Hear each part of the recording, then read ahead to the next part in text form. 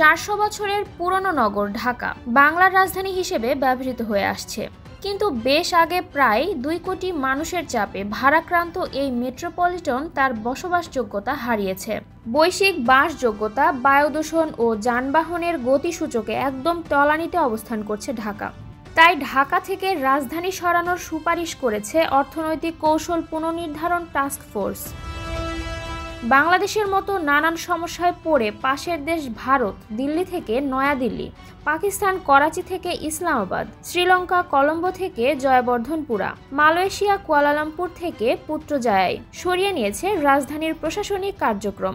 5 দশক আগে প্রথমবারের মতো আলোচনায় এসেছিল ঢাকা থেকে রাজধানী সরিয়ে নেয়ার। এবার জোর আলোচনা চলছে ঢাকা থেকে রাজধানী সরিয়ে নেয়ার। বৈষম্যহীন টেকসই উন্নয়নের লক্ষ্যে অর্থনৈতিক কৌশল পুনর্নির্ধারণ ও প্রয়োজনীয় সম্পদ আহরণে গত বছরের 10 সেপ্টেম্বর টাস্ক ফোর্স গঠন করে অন্তর্বর্তীকালীন সরকার। গত 30 জানুয়ারি প্রধান উপদেষ্টা ডক্টর মোহাম্মদ ইউনূসের কাছে টাস্ক ফোর্সের প্রতিবেদন হস্তান্তর করেন পরিকল্পনা উপদেষ্টা অধ্যাপক ওয়াহিদুদ্দিন মাহমুদ।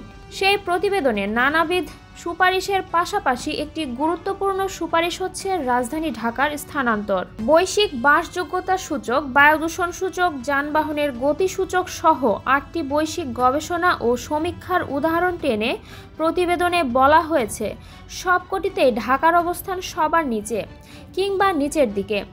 এই পরিস্থিতিতে দীর্ঘমেয়াদে ঢাকা থেকে রাজধানী স্থানান্তরের পরামর্শ দিচ্ছে টাস্ক ফোর্স কমিটি।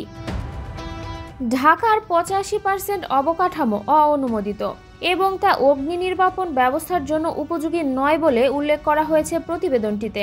একই সাথে একে উদ্বেগজনক হিসেবে আখ্যা দেওয়া হয়েছে। 1997 সালে ঢাকায় যানবাহনের গড় গতিবেগ ছিল যেখানে ঘন্টায় 25 কিলোমিটার, 2015 সালে তা 6.7 কিলোমিটারে এসেছে, যা এখন আরও কমেছে। প্রতিবেদনের রাজধানী ঢাকাকে কেন্দ্র করে গণপরিবহন ব্যবস্থার উন্নয়ন ও ব্যক্তিগত গাড়ি কমানোর সুপারিশ করা হয়েছে গুরুত্ব সহকারে। নগরে একটি সমন্বিত গণপরিবহন ব্যবস্থা গড়ে তোলার পরামর্শ দেওয়া হয় টাস্ক ফোর্স কমিটির প্রতিবেদনটিতে।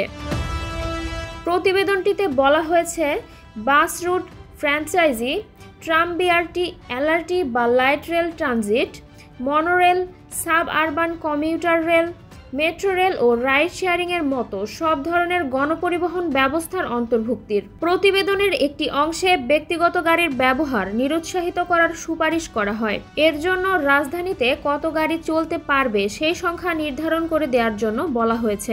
গ্যাস ও বিদ্যুৎ ব্যবহারের মতো সড়ক ব্যবহারে গাড়ির জন্য মাশুল ধার্য করার পরামর্শ দেওয়া হয়েছে। ঢাকায় উড়াল সড়ক নির্মাণ বন্ধের সুপারিশ জানিয়ে ট্রেনের মতো টেকসই গণপরিবহনের জন্য উড়াল রেলপথের কথা বলা হয়েছে প্রতিবেদনের সুপারিশে। সড়ক ব্যবহারে গাড়ির জন্য মাশুল ধার্য করার পাশাপাশি ব্যাংক থেকে সহজ শর্তে গাড়ি কেনার ঋণ কমিয়ে আনার পরামর্শ দিয়েছে টাস্ক ফোর্স। এতে করে মধ্যবিত্তের গাড়ি কেনার স্বপ্ন পূরণ খানিকটা কঠিন হয়ে উঠতে পারে। গাড়ির অবৈধ পার্কিংয়ের জন্য জরিমানা বাড়ানো, প্রকল্পের অধীনে যাতে বিলাসবহুল গাড়ি না কেনা হয়, ব্যাটারি চালিত রিক্সা, লেগুনার মতো যানবাহন চলাচল বন্ধের পরামর্শ দিয়ে বড় দ্বিতল বাস বাড়ানোর কথা বলছে।